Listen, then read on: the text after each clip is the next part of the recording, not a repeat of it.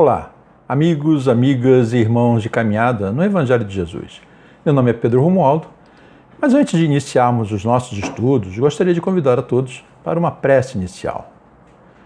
Elevemos nosso pensamento ao Pai, fechemos nossos olhos e respiremos profundamente, para bem realizarmos essa prece, que humildemente sou o porta-voz. Pai, Pai de infinita bondade, Mestre Jesus, amigos espirituais, felizes e agradecidos aqui estamos por mais uma oportunidade que nos confere o estudo, o entendimento, o conhecimento, o esclarecimento das Tuas leis, para que bem possamos compreender e, sobretudo, colocar em prática. Que as palavras que serão trazidas sejam um alento, o esclarecimento a cada um de nós, encarnados e desencarnados. E assim, felizes e agradecidos por tudo que nos concede, é que te pedimos humildemente a permissão para dar por iniciado o nosso estudo do dia de hoje, dando todos juntos graças a Deus. Muito bem, mais um encontro de estudo no Evangelho de Jesus através da nossa Fake Online, um canal criado com a intenção de darmos uma pequena contribuição na divulgação dos ensinos de Jesus. Então, meus irmãos, o tema de hoje que iremos ver é do item 11, que tem o título O Duelo, que está no capítulo 12 do Evangelho segundo o Espiritismo, denominado Amai aos vossos inimigos. É um tema muito interessante, diante do que vemos e vivenciamos no nosso dia a dia. Então, para iniciarmos, precisamos entender o que significa duelo. Duelo surgiu, na verdade, na Europa, na Idade Média, que significa luta previamente ajustada entre duas pessoas, em campo aberto, na presença de testemunhas, com armas iguais escolhidas pelo ofendido, e que tem por objetivo o desagravo da honra de um dos combatentes. E tinha como base qualquer oposição conflituosa de ideias, forças ou pessoas, além de outros temas ou questões que poderiam ser discutidos.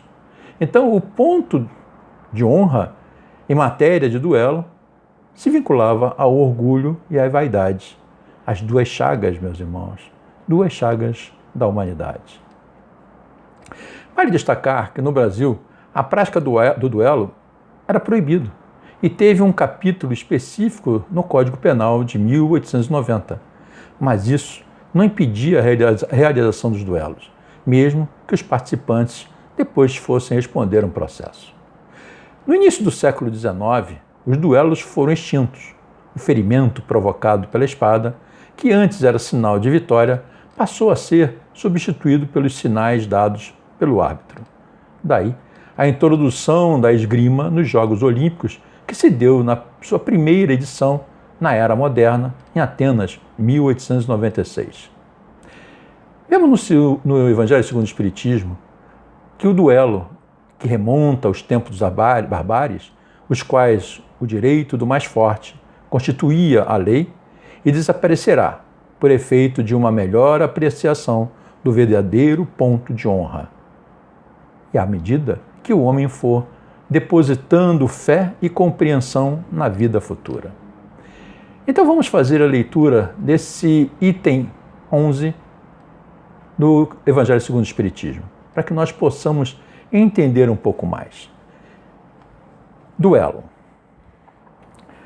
Só é verdadeiramente grande aquele que, considerando a vida uma viagem que há de conduzir o determinado ponto, pouco caso faz das asperezas da jornada e não deixa que seus passos se desviem do caminho reto. Com o olhar constantemente dirigido para o termo a alcançar, nada lhe importa que as urzes e os espinhos ameacem produzir-lhe arranhaduras.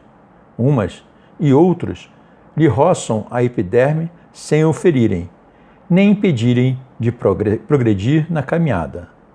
Eis, por seus dias, para vingar de uma injúria e recuar diante das provações da vida.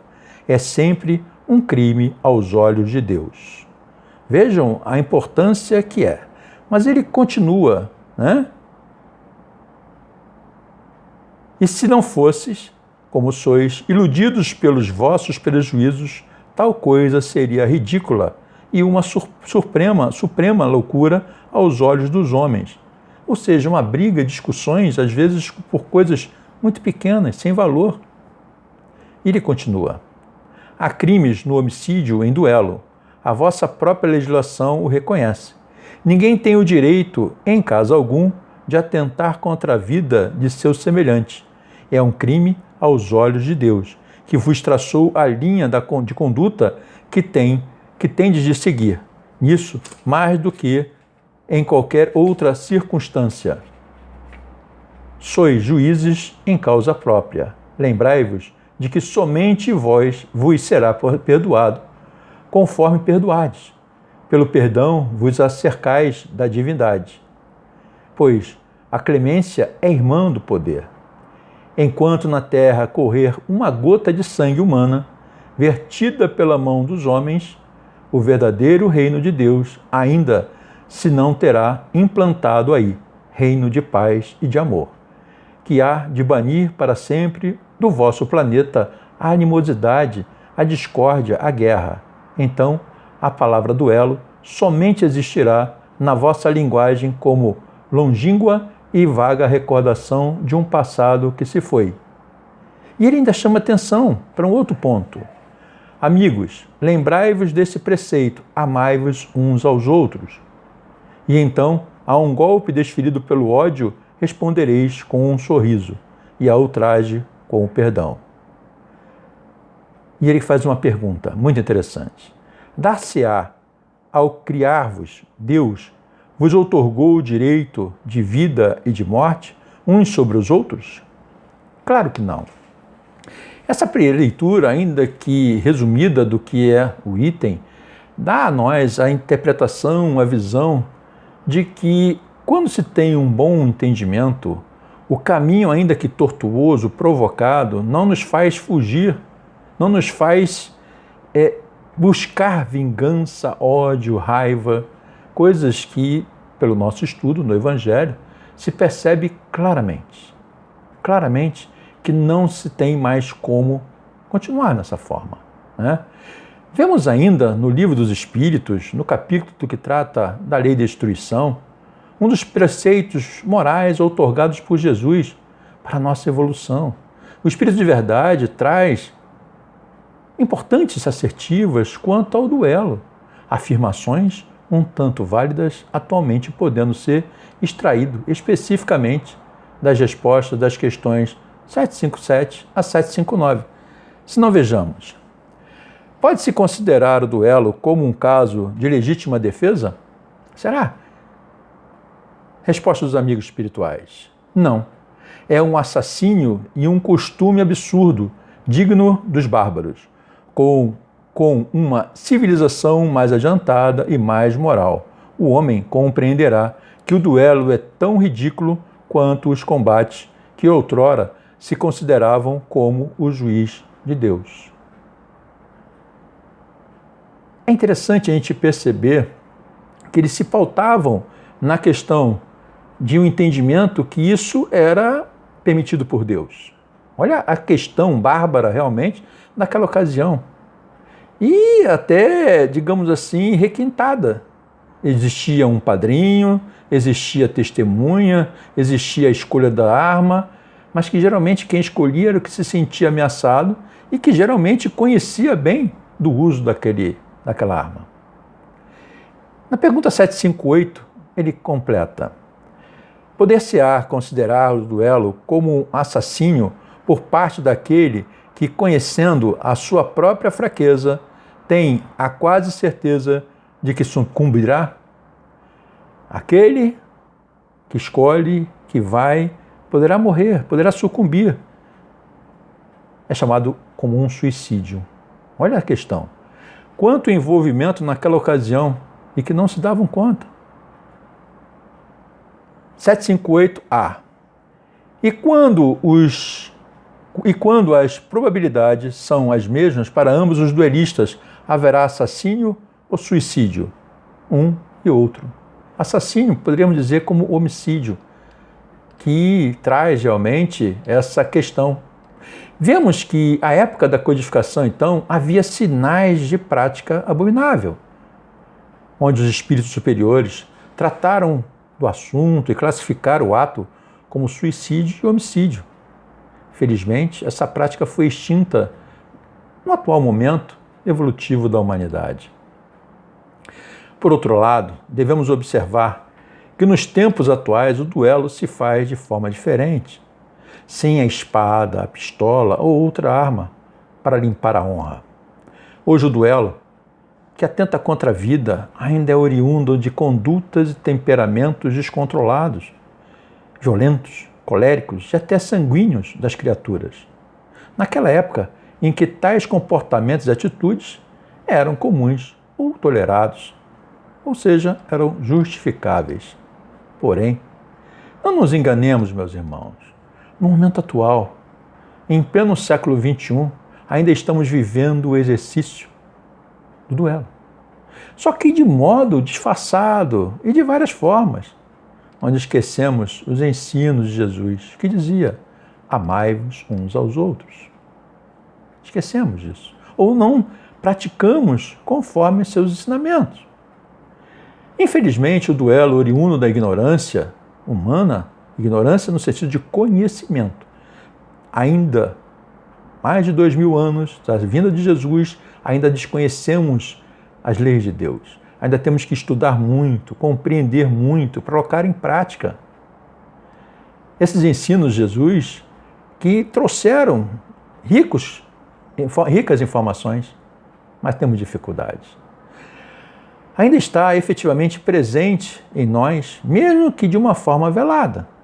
Essa é a grande questão. Ou seja, nossas atitudes são absolutamente contrárias a todas as mensagens trazidas pelo Mestre Jesus. E precisamos combater com vigor os maus instintos e comportamentos que existem em nossas ações, pensamentos, palavras e sentimentos, os quais ainda perseveram em nós.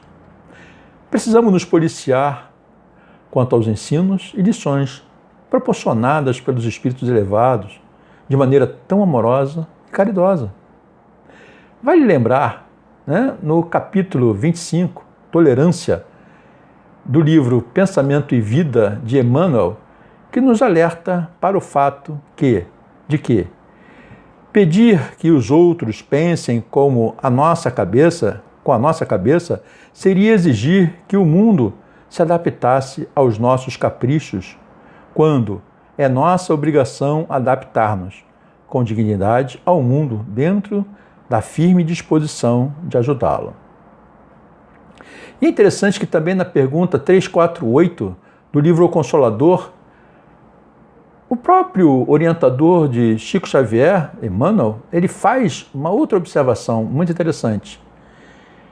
As criaturas, de um modo em geral, ainda têm muito da tribo encontrando-se encarcerados nos instintos propriamente humanos. Na luta das posições e das aquisições dentro de um egoísmo quase feroz. Como se guardassem consigo as heranças da vida animal. Meus irmãos, podemos então concluir, que ainda temos muito a nos desenvolver, muito que avançar rumo às esferas mais elevadas da espiritualidade. Gandhi dizia: vencer a muitos é bom, vencer a si mesmo é muito melhor. Pensemos sobre isso. O quanto nós estamos lutando contra nós mesmos, ou não percebemos que precisamos disso. Por outro lado, percebemos o duelo existencial em nós, que os conflitos com questões de vidas passadas refletem na vida atual. É lembrar que nós estamos em sucessivas reencarnações. A nossa personalidade hoje traz uma visão momentânea, mas nós trazemos uma carga de vidas anteriores que trazem conflitos e que, vez ou outra, trazem à tona determinadas situações. Seja em função do relacionamento com familiares, tipo pai, mãe, irmão, com o filho, para superar um sentimento desagradável, como a falta de confiança, a falta de atenção, o medo. Existem famílias, pais que têm verdadeiro duelo com seus filhos. Percebe-se uma forma de distanciamento pelo medo, a desconfiança. Isso tem que ser trabalhado. E não aquele momento que a pessoa diz, não, um dia ele vai aprender. Não. Existe uma necessidade que nós venhamos a trabalhar isso, entender e compreender. Mas como nós vamos compreender isso? A não ser estudando, a não ser entendendo as mensagens de Jesus através da doutrina espírita, que clareia, esclarece, mostra, traduz realmente o que está acontecendo. Trabalharmos para vencer esses sentimentos que nos distanciam e muitas vezes nos agridem. Em alguns casos, será observada a busca por meio de fuga ou de compensação.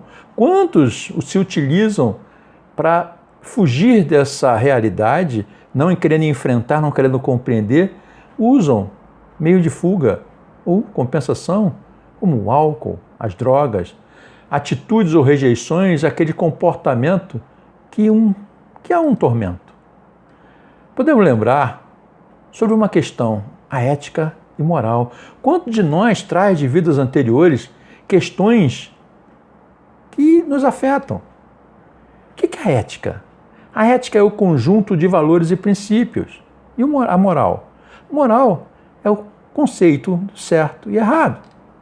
A ética tem por base a filosofia. A moral significa a prática. Por exemplo, um princípio. Aquilo que é meu. Aquilo que é do outro é do outro. Eu respeito, eu não quero saber ou ter coisa que é do outro. Mas imaginemos que você está conversando com um amigo, com uma pessoa, e a outra pessoa vai embora, mas esquece o celular ali. E você acaba pegando para si. Isso é a questão moral, ou a moral. A ética, a filosofia, o princípio é dele, eu vou entregar para a pessoa. E aí vem o grande teste.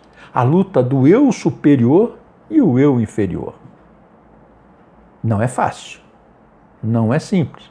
Até mesmo a gente vê Paulo de Tarso, uma carta aos Romanos 7,19, e ele coloca claramente uma questão. Por que não faço o bem que eu quero, mas o mal que eu não quero, esse eu faço? Olha a dificuldade, olha o duelo existencial entre o bem e o mal dentro de mim. Precisamos compreender que é uma dinâmica gradual vencer, se melhorar, estar atento. Há o duelo também para ajudar o próximo. Será que devo ou não ajudar? E pior, será que irá me agradecer? Olha como nós, às vezes, entramos num duelo existencial consigo mesmo, na questão, a dúvida de ajudar ou não. Será que eu devo ajudar? Será que eu devo fazer isso ou não? Esquecendo os ensinos de Jesus, ajudar alguém sem olhar a quem. Ou, não saiba a vossa mão esquerda o que dê a vossa mão direita. Olha a grande questão. Ensinamentos magníficos, que trazem esclarecimentos, mas a gente não percebe. Um outro duelo, às vezes a gente não percebe também, é dentro da nossa família. O duelo da religião. Aquele que tem o sectarismo religioso, a minha religião é melhor do que a do outro. E Jesus não criou nenhuma religião, nos ensinou a amar o próximo. E vemos esse duelo na família ou entre pessoas. Quantas famílias às vezes vêm à nossa instituição que começa um casal, mas um tem uma determinada religião e aí acaba não aceitando que o outro esteja aqui ou daqui para lá. Quando a grande questão da religião é vermos que Deus está em todas as religiões. Mas a falta de visão, a falta de entendimento e compreensão e pacificação dos seus corações criam essa situação. Pensemos sobre isso. Vejamos a dificuldade, às vezes, do relacionamento em função disso. Muitas vezes queremos definir o que é melhor para o outro, sem nos darmos conta do respeito ao ponto de vista do outro, do entendimento ou conhecimento que o outro possui. Há ainda o duelo, sim. Um duelo interessante, né? O duelo que a gente chama, que eu coloco muito bem, como o duelo do São Tomé e a lei de Talião em nós. Quando queremos dizer que perdoamos, mas no fundo queremos a vingança. Olha o quanto nós estamos digladiando conosco mesmo. São Tomé é querermos ver aquele irmão sofrer.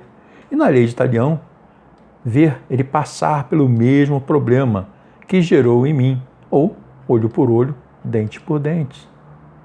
É interessante que a gente às vezes não se dá conta de tamanha besteira, tamanha confusão que se gera, que se cria, que se prejudica, que traz inúmeras questões. Trazemos verdadeiras lutas incessantes dentro de nós, criamos barreiras, dificuldade de relacionamento, questões que às vezes mal interpretadas. E aí, vale lembrar o que Jesus recomenda. Reconcilia-te o mais cedo possível com o teu adversário, enquanto estás junto dele, para que ele não te entregue ao juiz e este não te entregue ao seu ministro para seres preso. E eu te digo, em verdade, que de lá não sairás enquanto não pagares até o último ceitil. Mateus, versículo 35, capítulo 26. E aí? E aí? É interessante a gente lembrar, quando Jesus recomenda que se reconcilie o mais cedo possível com o adversário, não é simplesmente para evitar as discórdias na existência atual, mas para evitar também que elas se perpetuem nas existências futuras. Diz, vós não saireis de lá, disse ele, até que tenhais pago o último ceitil, ou seja, cumprindo completamente a justiça de Deus. E aí é interessante destacar que ele recomenda que se reconcilie com o seu adversário, de uma forma muito simples, que ele poderia ser o seu inimigo. O adversário, às vezes, no pensamento, às vezes por exemplo, porque o outro torce para um outro time, e aí eu vou graduar, vou sofrer, vou causar um dano, porque ele tem uma vontade, um desejo de torcer para outro time. Às vezes são coisas que passam à nossa frente tão pequenas como foi feita a leitura, que as pessoas se comprometem, tiram vidas. Quantas besteiras! A melhor forma de trabalharmos essa libertação é pela renúncia, é pelo amor ao próximo, meus irmãos. Não estamos ainda, temos que perceber o seguinte, não estamos, ainda que momentaneamente, juntos por acaso. Há razões. Pode ser até que hoje seja a minha primeira reencarnação, que eu posso estar tentando viabilizar, vencer esse duelo, de abrir mão da vingança, do ódio e de ser mais humilde. A de não reagir à intriga que leva ao duelo. Há ainda o duelo do mental. Quando em vários momentos, do nada volta a lembrança da situação que você não consegue perdoar. Meus irmãos, entendamos o seguinte: perdoar não é aceitar, mas é não continuar vibrando aquele ódio. Tiremos esse ódio. Apacentemos nosso coração, a nossa mente. Vejamos, percebamos bem as nossas vibrações, porque isso pode nos causar muitas dores, muitas questões. Ainda tem o duelo emocional, aquela desilusão, onde a ilusão era de que não acabaria aquele relacionamento ou outras coisas assim. É uma grande questão que nós precisamos realmente entender o quanto nós vamos vivenciar, passar. Então, essa desilusão está muito mais voltada para a ilusão de que as coisas não acontecerão diferente, que serão como eu estou pensando. Olha a situação. E aí é interessante vermos também, ou entender, o sentido de que Paulo mandou uma carta para Timóteo 4:7, que ele fala sobre combati o bom combate. Acabei a carreira e guardei a fé. O que ele quer dizer, trazendo parte desse texto que ele traz, muito importante? Ele diz o seguinte: nas lides da evolução, há combate e bom combate. No combate, visamos aos inimigos externos. No bom combate, dispomos-nos a lutar contra nós próprios, assentando baterias de vigilância em oposição aos sentimentos e qualidades inferiores que nos deprimem a alma. O combate chumba-nos o coração à crosta da terra, em aflitivos processos de reajuste, na lei de causa e efeito. O bom combate liberta-nos o espírito para a ascensão nos planos superiores. Olha quanta questão, olha quanta coisa Paulo nessa mensagem traz e traduz para a gente de uma forma muito linda. Isso está no livro Palavras de Vida Eterna, de Chico Xavier. Por fim, é importante estarmos atentos aos nossos sentimentos e pensamentos para que não despertemos questões que podem nos levar ao sofrimento, meus irmãos. Diante dos equívocos do passado, ainda que tenhamos cometido, lembremos que Deus sempre nos dará novas oportunidades. Assim, vigiar e orar, renunciando à má inclinação.